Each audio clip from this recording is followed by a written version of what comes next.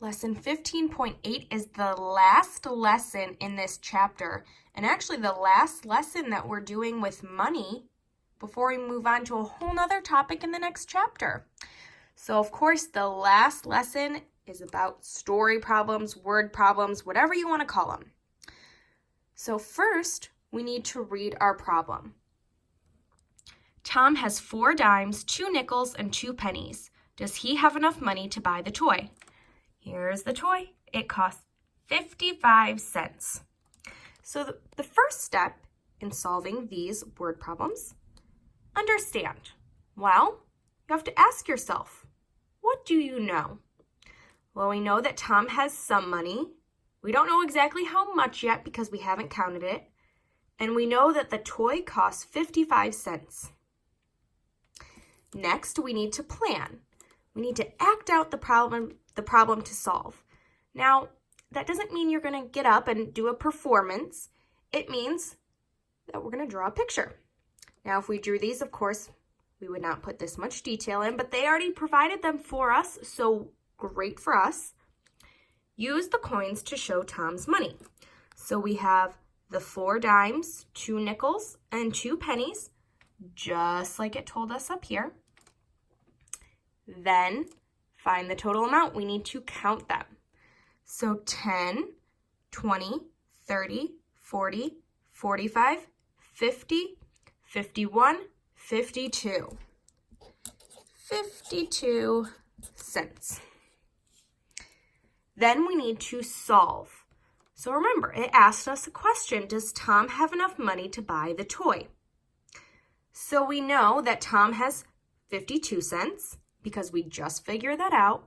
And we know that the toy costs 55 cents because it already told us. So we have 2 numbers, 52 and the toy costs 55 cents. So these are our 2 numbers. And remember, sometimes we like to circle our numbers so we can really focus on what we have, because sometimes there's so many words in story problems that we really have to focus on the numbers. Then we're going to compare them because we're trying to see if he has enough. So we have 52 and 55 are 2 numbers. And the alligator wants to eat the bigger number. So 52 is less than 55. So if Tom has less than the toy costs, can he buy it? Does he have enough money to buy the toy? No, he does not. He would need 3 more pennies to have enough money.